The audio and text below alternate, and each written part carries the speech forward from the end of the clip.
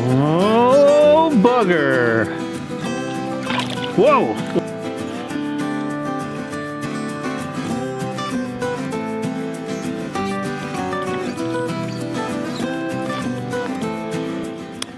Wow, it has been getting crazy around here, guys. Welcome back to the Abundant Harvest Homestead.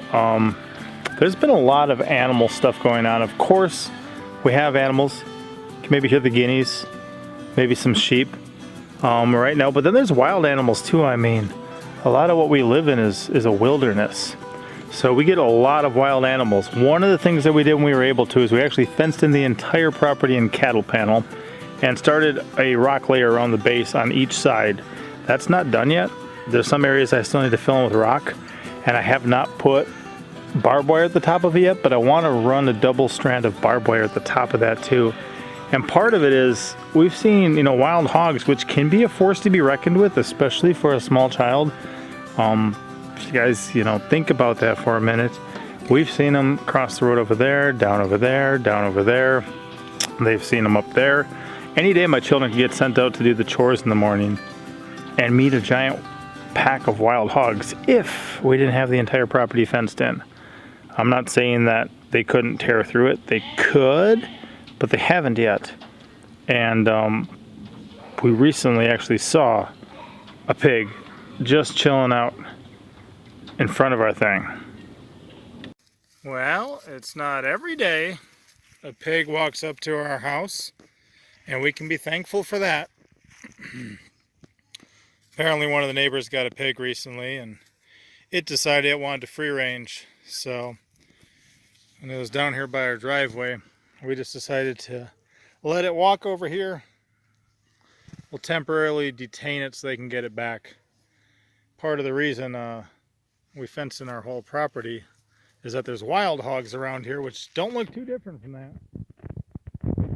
We didn't want them just showing up at will on our property. But Dodge seems interested in it. There you go. Think about that, Jacob, huh? Yeah, that's what we used to have before we got you guys, sheep. But we gave up on pigs and switched to guys like this.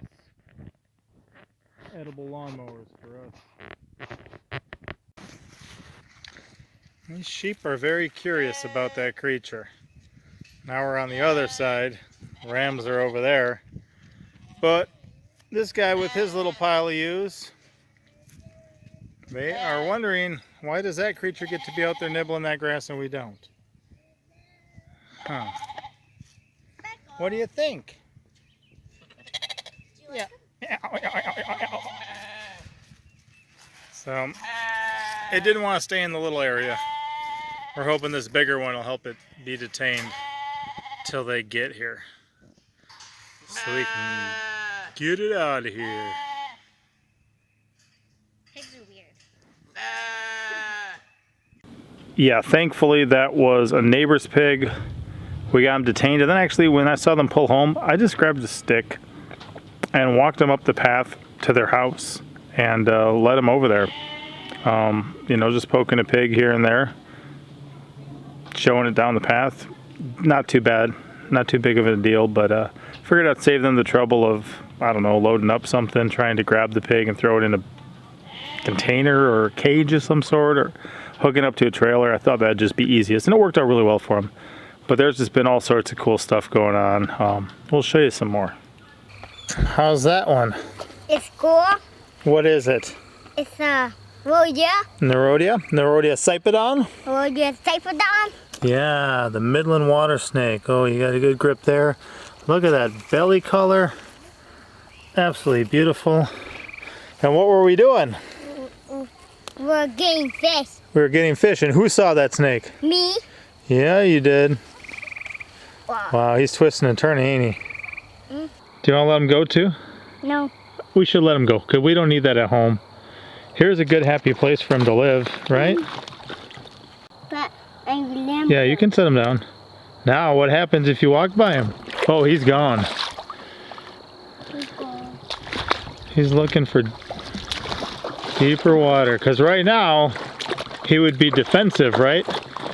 You got too close, Ooh. Here he goes, Bug, right here. Here he goes, Bug, right here.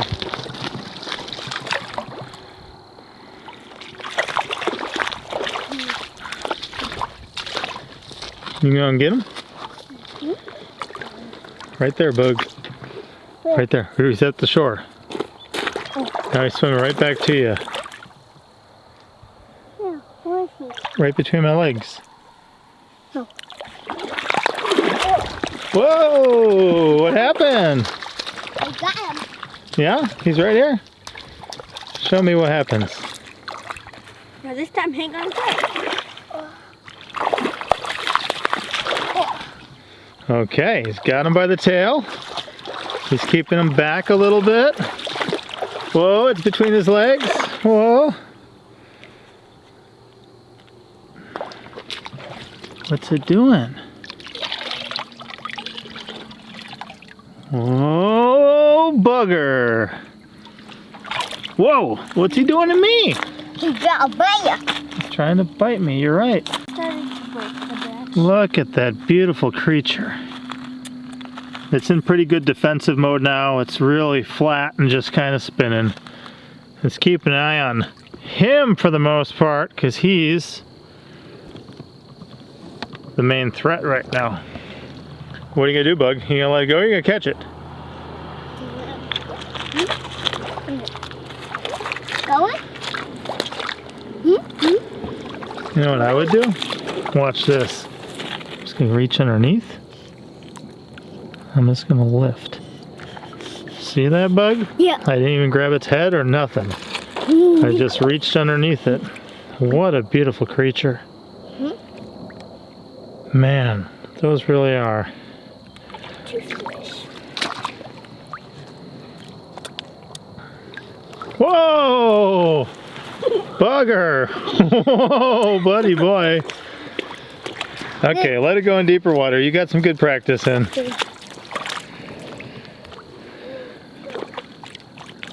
It's make it wet. Go. Let it go like that. It's a good sized snake. He's like 3 feet long.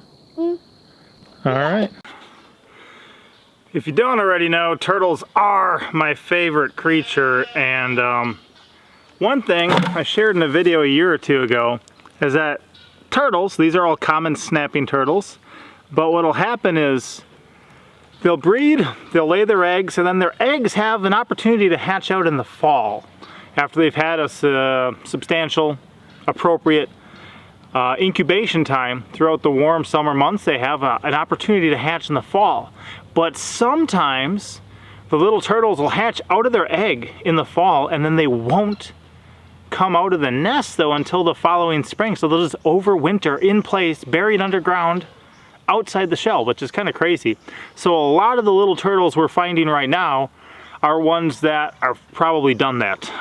For a couple weeks now, we've been seeing a number of them crawling around on land, heading towards the lake. And these little snapping turtles are some examples of that. Now these guys can grow pretty big. They can get pretty dangerous. I've definitely interacted with them my whole life, and I remember, you know, finding just baby ones like this back up in Wisconsin, and it was really cool. Just to see them hatch out, you know, to see the young ones, and then just to see how big and massive they can get. So these guys are super cool. There's some recent ones we found. Also, a common one a lot of people are familiar with around the world is going to be the red-eared sliders, the little green turtles. And when they grow up, they're not really green like this, but they start off that way. They're super cute, and they used to be really big in the pet trade. So people would pick them up all over the world and then eventually release them into the wild when they got too big. And now they've become an invasive species pretty much around the world. So you can find them in Asia, you can find them in South Africa, all sorts of stuff. These ones are two cute little ones. I don't know if it'll pick up on that. I want to show my face, but those guys have some amazing shells. They're super cute, and then they do get to be a pretty big turtle. Coming from Wisconsin originally, the only big turtles we could really find would be snapping turtles, the common snapping turtle up there, and then also the soft-shell turtles. The other ones stayed pretty much a foot or less. I mean, I guess the Blanding's turtle, which was endangered or threatened up there, got pretty decent, but a lot of the turtles were a foot or smaller. So to see these guys, you know, get nice and big, or the river cooters, is really cool, and something that we really, it intrigues me because it's not the environment in which I was raised. And then another super cool one down here is these little Washita map turtles. They've got this high-ridged shell. They're really cool. Got some interesting belly patterns, and they've got some amazing heads. I'm actually gonna do a photo shoot with some we just caught, just to show the different head shapes and stuff like that. We really think they're cool. The head patterns, I meant, not shapes.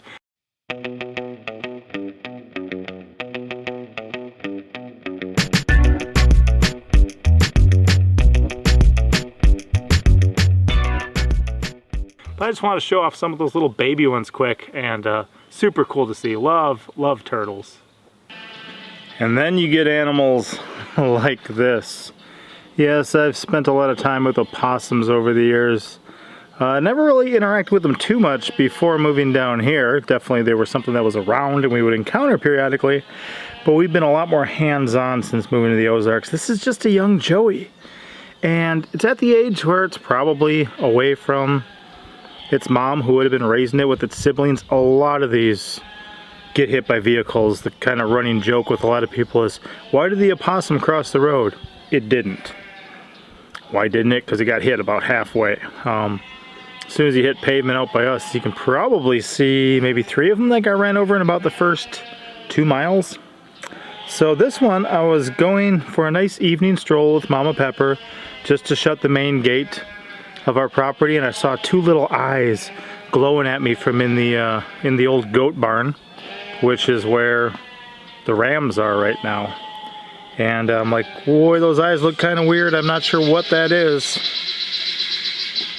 And sure enough, it was this little one sitting in there. It's completely wild, but you know, goal around here is if you see something like this, kind of catch it at night, release it during the day, take it for a drive, and let it go somewhere about the next day. So cool little prehensile tail. These guys are full of awesome characteristics.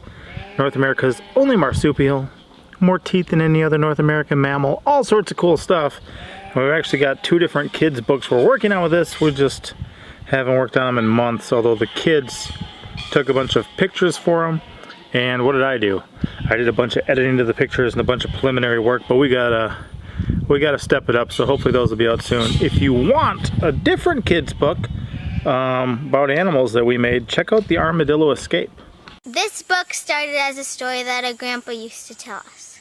We decided to take some pictures to turn it into a book, and I took all the pictures for the book. If you want a great story for your children or grandchildren, you can buy it on Amazon and in our Etsy store.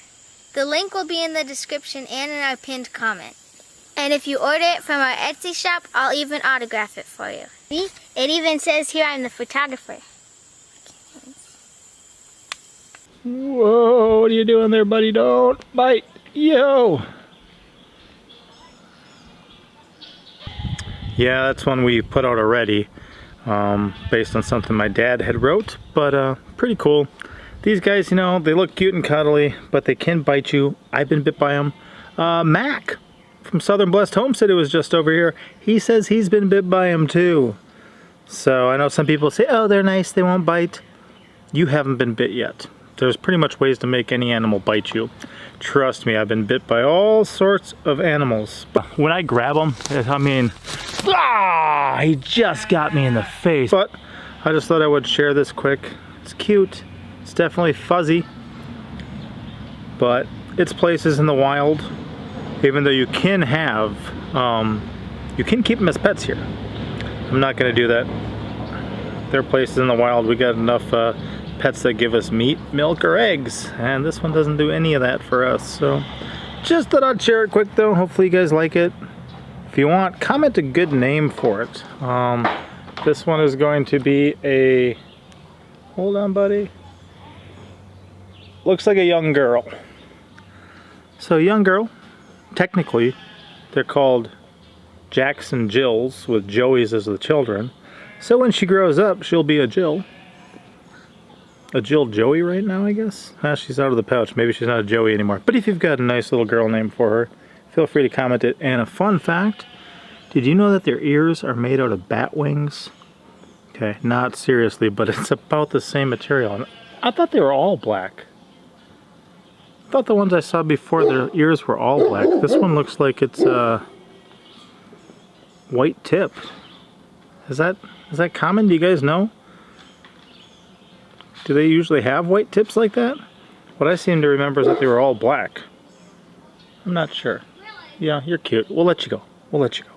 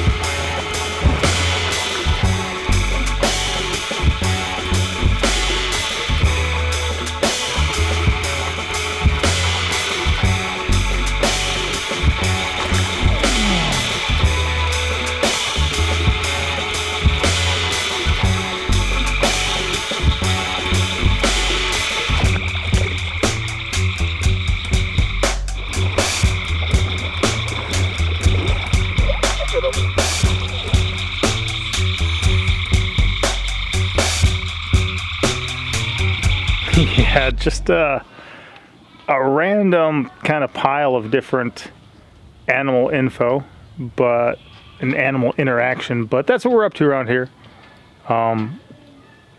Pretty cool. From just finding the turtles this time of year to, you know, baby possums to shooting a couple fish here and there. You know, I actually got right now 16 more pint jars in the pressure canner, which total for the year is going to put me over 200 pints of canned fish. There's a reason I do that, and we'll talk more about that later probably. But just what a fun way to do it. So hopefully you guys enjoyed the video. We've definitely got a variety of content. Some of it's educational in different ways. Some of it's entertaining in different ways. But we will talk to you guys next time. Thank you for watching. Papa out. Thank you for watching. And